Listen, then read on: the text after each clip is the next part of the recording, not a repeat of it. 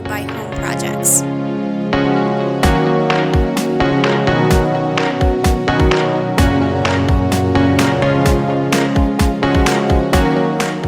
Now introducing the Home Projects Housemasters, Steve and John, with an extra credit lesson, the reality of escalation and labor shortages in the COVID economy. Welcome to Housemasters, presented by Home Projects. I'm Steve, and this is my business partner, John. We have a special edition this evening, what we call extra credit in our Home Projects School of Hard Knocks. And we want to talk to you a little bit about some current market trends that all homeowners and contractors are experiencing right now related to escalation, price increases, schedule delays, all the things that are making the construction industry really difficult right now. Before we get into that, though, as always, we'd like to ask you to subscribe to our channel. Hit like at the bottom and hit the little bell at the bottom as well, so you can get our notifications of new videos and special extra credit activities like this. We also ask that you make a donation to our cause. You can visit our website where you can make a donation to our cause, because without your generous support, we will not be able to continue with these educational platforms, these extra credit activities that you'll be enjoying as we evolve this channel over the months and years. So, having said all that, John, I texted you today and said, hey, I wanted to do this. And the reason I texted you was sitting in my office, and I'll explain to people a little bit here in a second what I do. Sitting in my office, having a conversation with a general contractor who does a lot of work for me, builds a lot of things I design. And he was just at his wit's end. He's a very honest, hardworking local contractor, family business. He does high-end renovations, kitchens and baths, small additions, starting to get into new home construction. And he comes from Las Vegas. Las Vegas is home.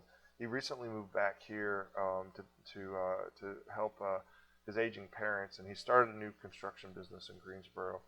And he's doing really well, but since really just before COVID hit, and definitely through it, prices have been going up, and labor has been very difficult to find. And he was telling me that he's having trouble explaining this to customers, which I understand.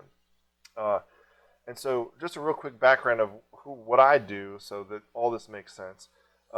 I am an architect. I'm a licensed architect, state of North Carolina.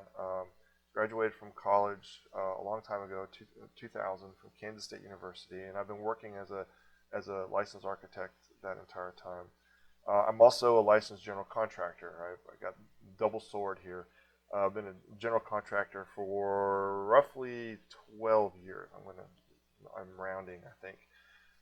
And so my previous life, I owned a design-build construction company, which is where I met you, or just before that, worked for a design-build construction company where you and I met. And I've been on both sides of the aisle, both the design side, the contractor side, homeowner side, and the builder side. And in my current position, I work for a company called Brightspire, where I manage construction projects for a company that develops retirement communities, primarily in North Carolina. And my job with Brightspire is to manage the architects and contractors who do the construction of our projects. So I don't build or design these projects. I'm managing the professionals who do. And so it's an opportunity to take all the experience I have from everything I've done in my career, and I kind of apply it into this nonprofit world where we develop retirement communities.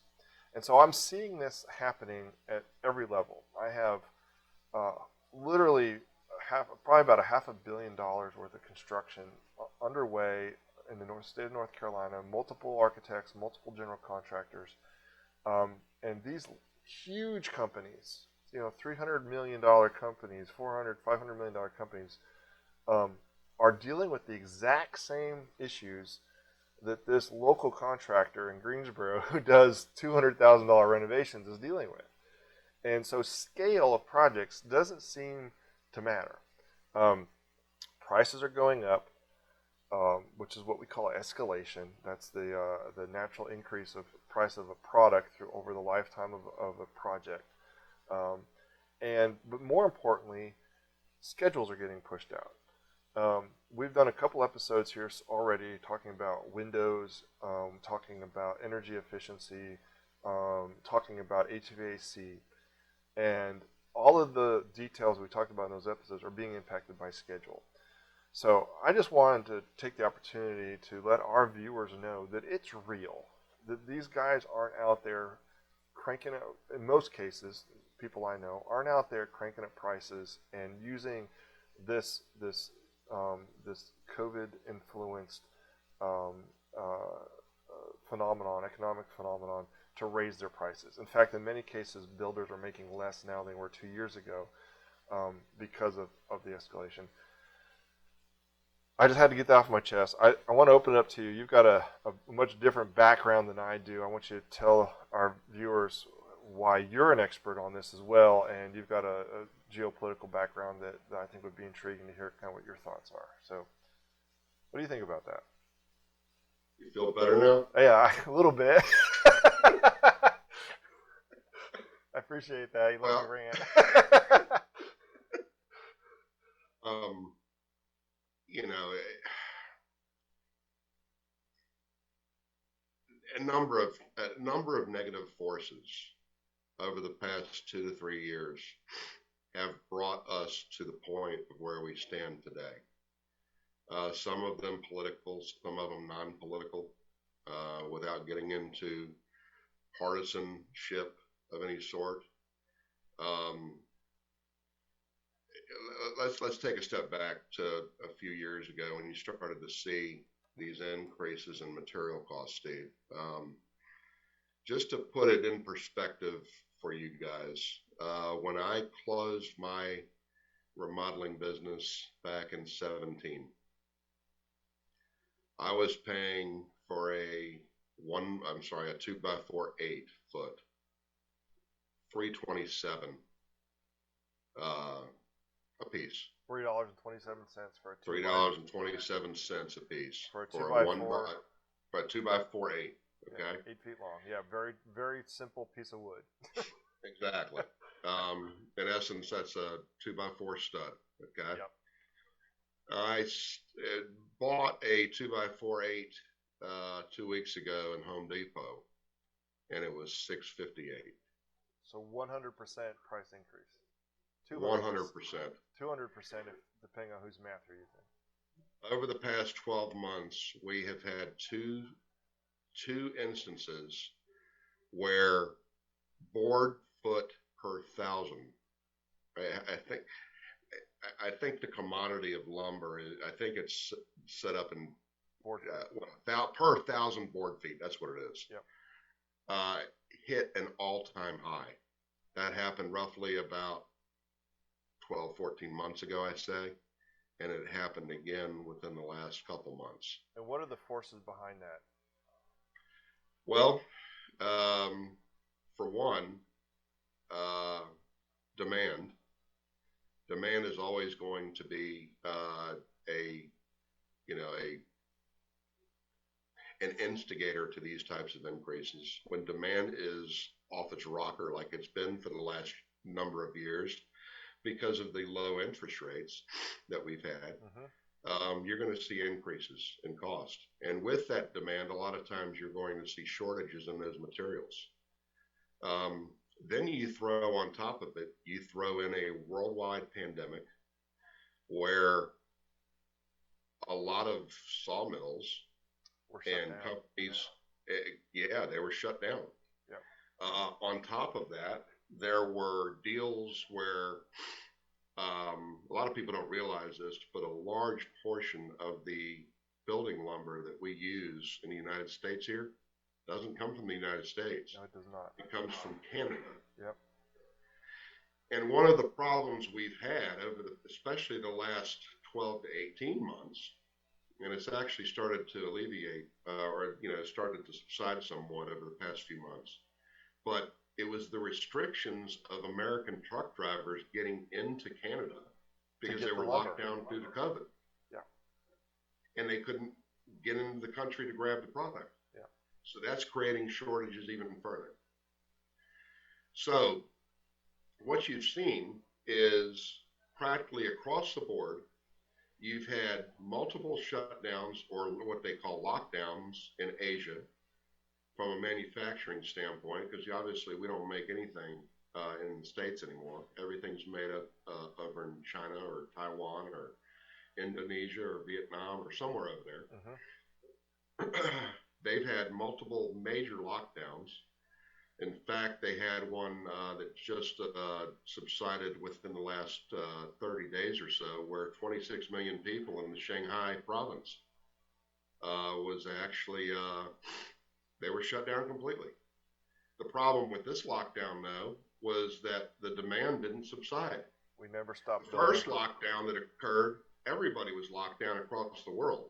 Yeah. So you had pent-up demand. Whereas in this instance that just ended, you've got a situation where the demand has not subsided, demand has kept on, and you have an area of large manufacturing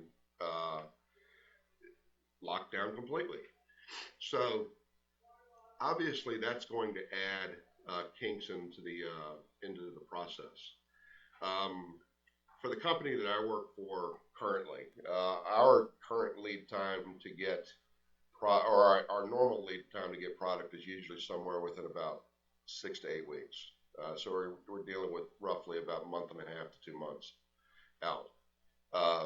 We were up at one point to 11 months. Yeah. So you extrapolate that into the construction industry, where a vinyl window, back when I was a contractor and when I was selling to contractors, literally you put the order in on a Tuesday and it was delivered to the job site the following Friday, meaning Friday a week. So within 10 days, you were getting a window made in the plant and delivered to the job site in order to install. Today, that lead time is upwards of 22, 24 weeks. Yeah. And it's a half a year to those of you who are paying attention. Exactly. And God forbid, should you have a mismeasured unit, cracked glass, have anything wrong with any of those windows in that home. And think about what that does to the builder who is relying on getting draws. Right. And he has to reach certain milestones in order to reach those draws with the bank. What do you do? So from a lead time standpoint, you've got the shortages of material. Now, another force that a lot of people are talking about nowadays that, we haven't actually discussed much other than in our HVAC episode is we have a dying breed as we speak right now of skilled tradesmen in the industry. After our generation passes or moves on into retirement, there is literally little to no generation behind it to backfill those particular trades. I don't care whether you're talking about carpentry, electricians, plumbers, HVAC. What'd you say? I'm sorry, Steve. Masons. I don't care what trade it is. Nobody works the trades anymore. Why? Because we put such a large emphasis back in the 80s and the 90s that you had to go to college, whether you were college material or not. So what's going to end up happening, and this is, people are getting frustrated right now with the issues. Just wait 5 to 7 to 10 years from now. You think $250 an hour for a plumber is high now? Just wait until 5, 7, 10 years from now as to what they're going to be charging per hour. Why? Because they can. And there's nobody to compete with them. So, not only do we have a shortage on this side, on material, but we have a shortage of skilled labor on this side, which is elongating the lead times across the board. And as much as anybody, Steve, you deal with the trades every day, just like I used to. There ain't much good trades out there. There aren't people that are reliable anymore. You get one, you better pay him well. That's right. Because if you don't, he's going to be off on the next job, and you're going to be waiting 8 to 16 weeks for him to come back. It used to be that guys would leave a job site chasing 50 cents to $1 more per hour. Now they're leaving because they can get $5, $10, $15 more an hour, and some people are paying retainers or cash bonuses for you to start.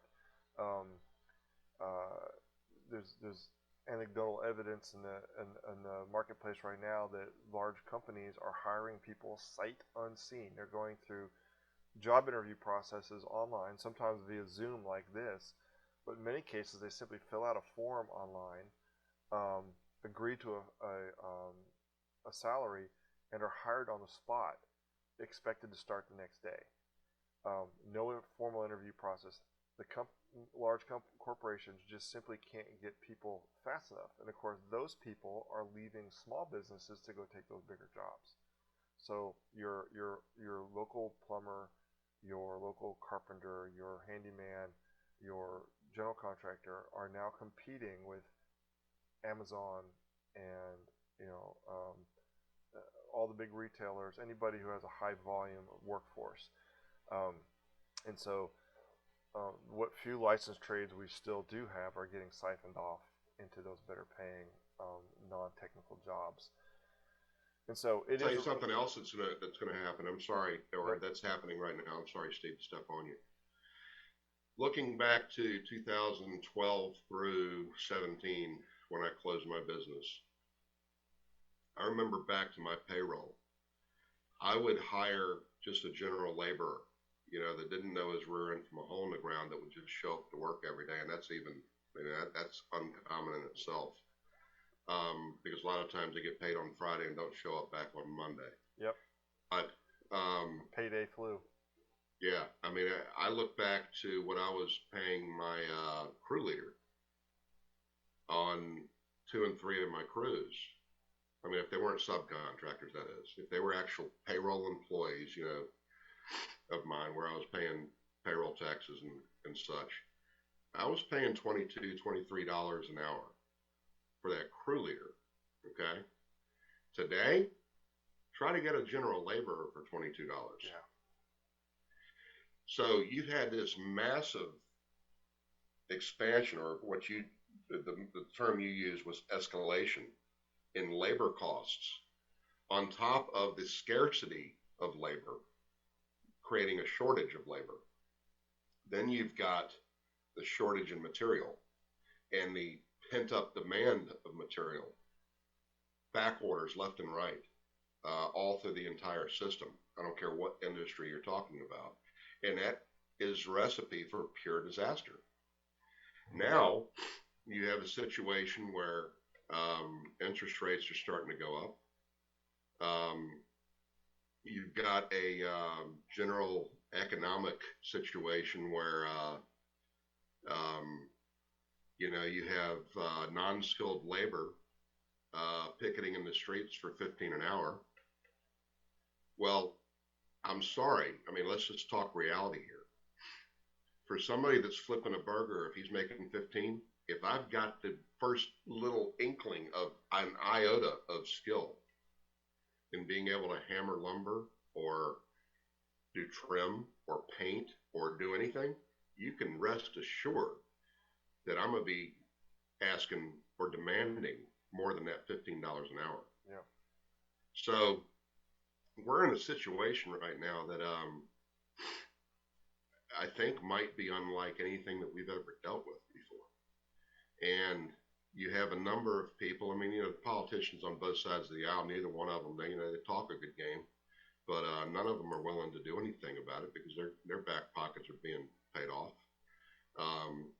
But you don't have anybody in Washington or even in the individual states in a lot of occasions that have a know-how, for one, because of lack of experience with a situation like this, but two, they have no desire.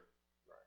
Their desire is power, and their main desire is to get reelected, and that's Right. all they care about. Number one job to So get reelected. yeah, exactly. So you got a situation where, we've talked about all these negative impacts or negative features that are occurring inside the economy, and there's not a soul out there that's willing to come in on a white horse and save us all. And it's not one of those things where, one contractor can say, well, I'm going to solve the issue. It doesn't work that way. And, I'm seeing in Facebook groups and Nextdoor and, all over the place, even conversations I have where, the general homeowner has no clue that any of this stuff's going on. Right. For one, a lot of times a homeowner doesn't have a clue as to what a lot of this stuff costs anyway. But you throw all of these increases on top of it, unless they're actually in the manufacturing sector, unless they're in the construction industry or the trades or anything like that, they have no understanding, nor should they understand as to exactly what's going on. But it's up to us, and that's part of why we do what we do in this podcast, is to try to bring the truth to you guys. Yeah. To let you know and make you realize that there are true challenges out there right now that contractors and homeowners alike are having. And, it's our job to try to mold those two forces together and try to create an understanding between the two parties that hasn't been there for such a long time. I see it getting worse before it gets better, sadly enough. But, that's in a gist of exactly what's going on right now. Well, I just wanted to take a few minutes to say all that out loud. I hope anyone who's listening to this and gets some value out of this will share this. John and I are not here. We're not selling anything. We are here to share with you guys literally the hard knocks of what we've learned in this industry and are learning currently in our day jobs. Obviously, neither one of us are professional bloggers or YouTube stars here.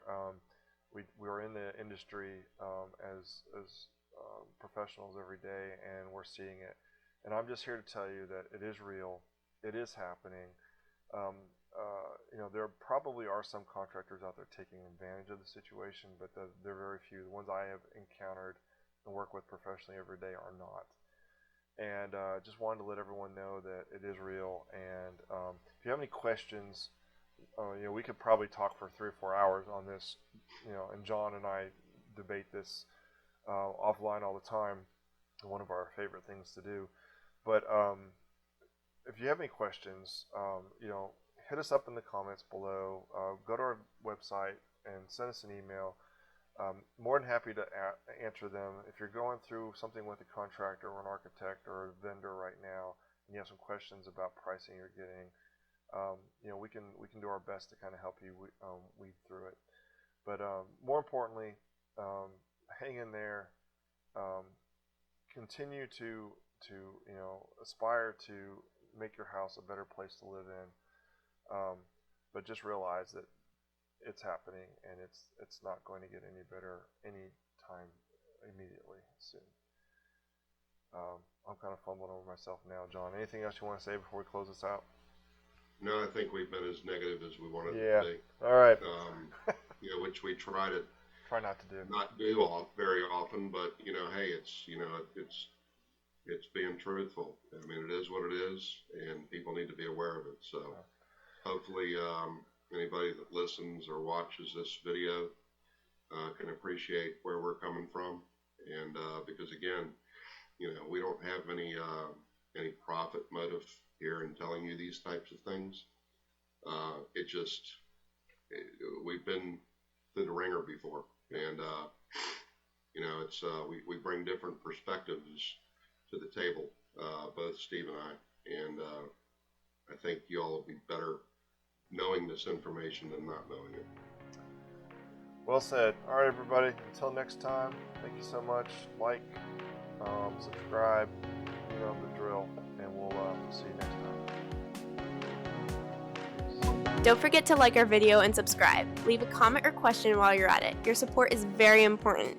Visit www.homeprojects.com to donate via PayPal or GoFundMe. Thank you!